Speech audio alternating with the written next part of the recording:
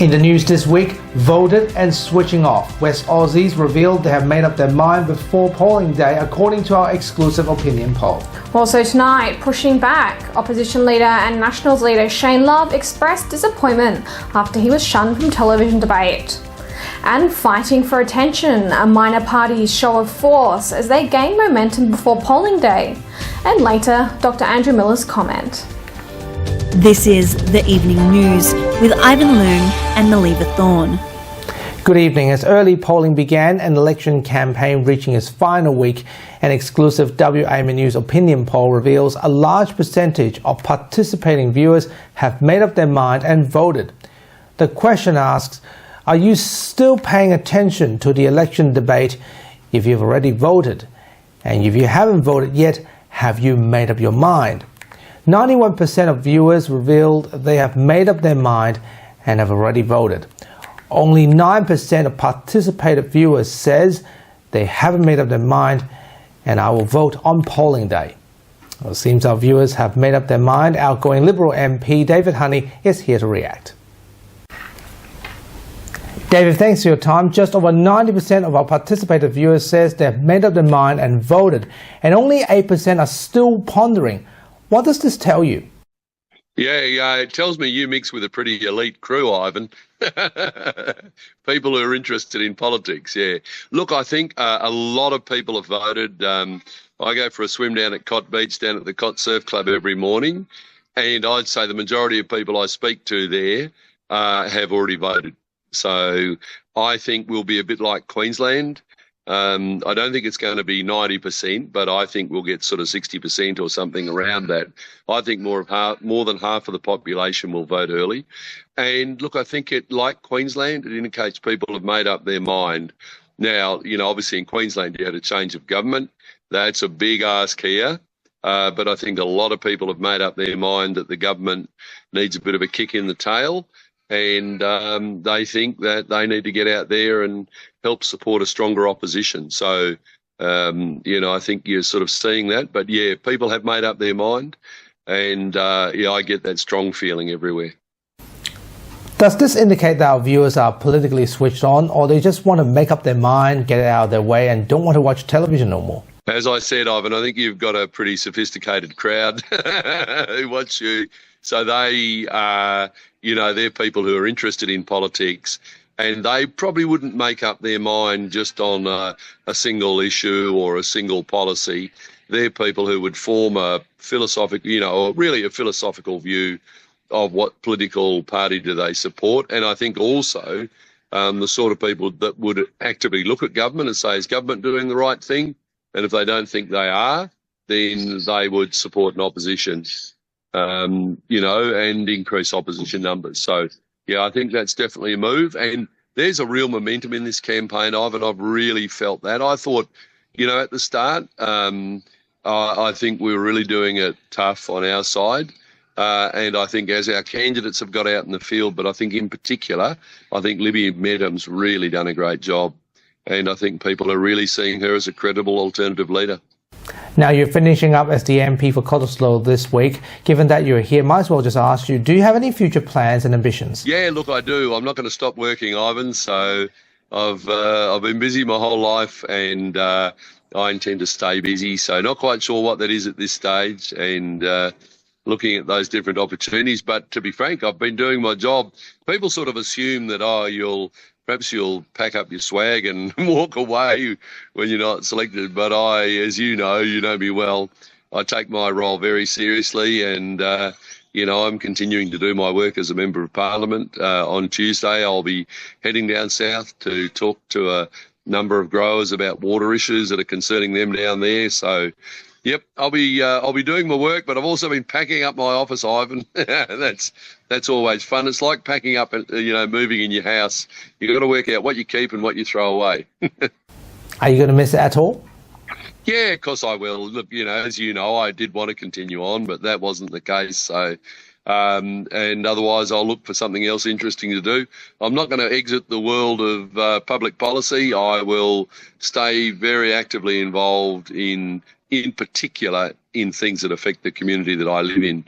There's a lot of issues going on, no more so than the issue of inappropriate, high rise and in my electorate. So I'm very keen on that issue, and I'll remain very active in that space. You know, David, I remember when I first interviewed you on the night you were elected, and now this is your last week as the official MP for Cottesloe. But it's good knowing you for all these years. Thank you very much for everything, and thanks for your time. No, good on you, Ivan, and keep up the passion, mate. You're one of our few truly independent voices in the media, and I've certainly really appreciated that for my time in politics. Thanks, mate. Nationals WA leader and opposition leader Shane Love is fighting hard in regional areas as the election campaign reaches its final week. Mr. Love says fresh voices and ideas are needed after he was not given the opportunity to contest in the state's only leadership debate on television. He also downplayed any awkwardness running against his former colleague, Marumi Beard, focusing instead on his campaign promises. So I think that's the point, that there could have been fresh ideas other than what we've been hearing, trading blows over ambulance ramping, etc. There are other ways of attacking issues in Western Australia. The Nationals, for instance, are looking at how government goes about its business. Because if you keep on just making budget allocations without actually looking fundamentally at what's going wrong in the provision of services or the provision of housing, you're always condemned to make the same mistakes again. There's only so much capacity in our state for work to be done. And the government has to move to a situation where it doesn't just have a budget of finance, but also a budget and an understanding of the productive capacity of Western Australia's economy and its industries. And if we can't actually do more than what we're already doing, we need to refocus rather than make further allocations of money. If you have a state where, say, the productive capacity of construction in the public sector is around $10 billion a year, if you suddenly allocate further billions of dollars to projects beyond that, you're not going to get further projects developed. You're just going to drive up the price of the projects that are already in the pipeline because there's simply not possible to build more. We need to actually refocus and see what it is which are should be the priorities of government. And to announce something like a $220 million racetrack that nobody had even talked about or wanted at a time when we don't have sufficient housing, we don't have the best health services in the world, we don't have the best health facilities that we could, we don't have the best educational facilities that we could. That core business of government, which has been neglected by this government. You're running against your old colleague Marumi Beard. Do you feel awkward about that? Well, she wasn't my colleague for very long. Let's face it, elected in 2022 and left the party in 2023. No, look, I'm focused on winning my seat by campaigning about what I'm going to do rather than talking about other candidates. Minor parties, on the other hand, are doing what they can to gain more awareness from the public as early polling began. As the election day looms, the Legalised Cannabis Party WA organised the gathering of its candidates across the state, as the party aims to contest both upper and lower houses with 34 candidates. The party's momentum grew recently with reports of powerful businessman Mark Greasy also donated to the cause last month. Party leader and MLC Brian Walker says there's a push for change. Now we've got 34, aiming for 40, but I think 34, where we're contesting in ministerial seats and other seats which are going to be of advantage to us. And we think we've got a reasonable chance of getting above 4%, which I think is significant.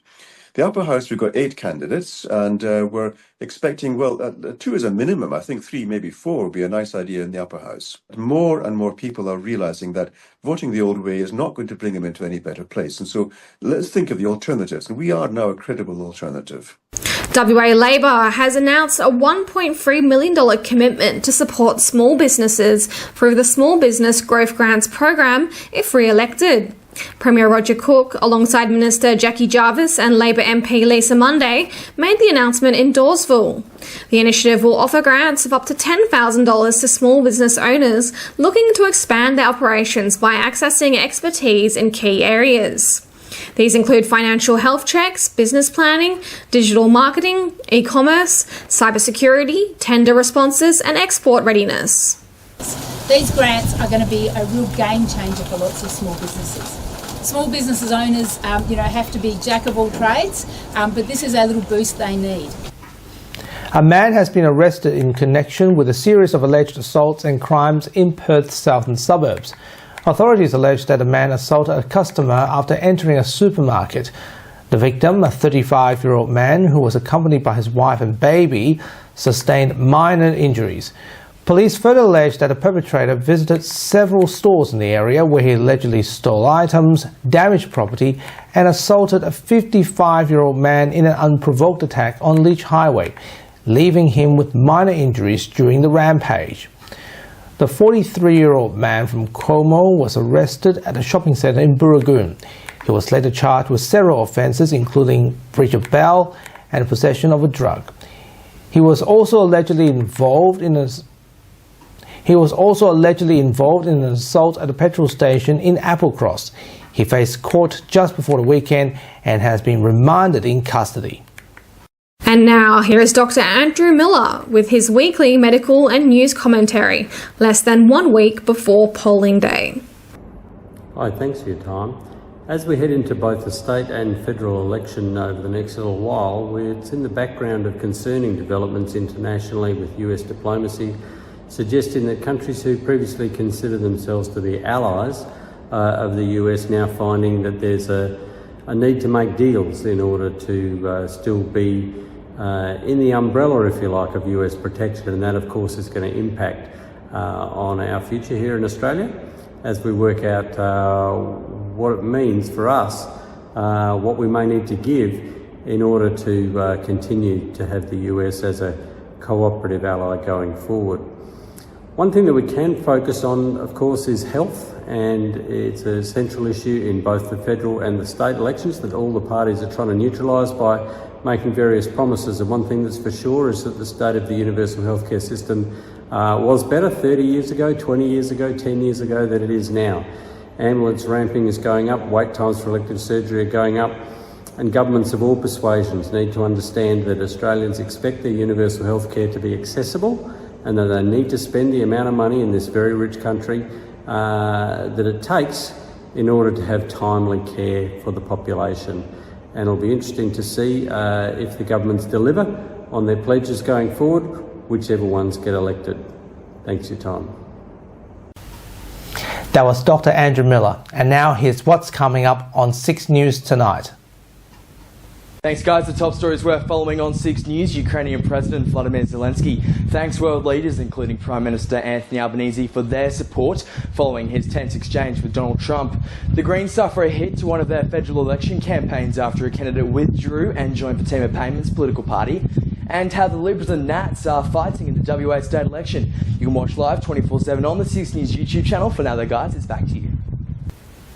Thank you very much. And next Saturday is Election Day. That's right, we have our latest live on our social media pages and of course our news website wamnews.com.au, and this program will wrap up the latest election results and reactions and commentaries from across the state. And that's our weekly news and current affairs. We have the latest news, of course, as per usual on our website. And don't forget to subscribe to the WAMN Extra News Club so we can continue our work in the community. wamnews.com.au/news/extra. From Melly and myself, wish you good health, good night. See you next Sunday. Thanks for watching.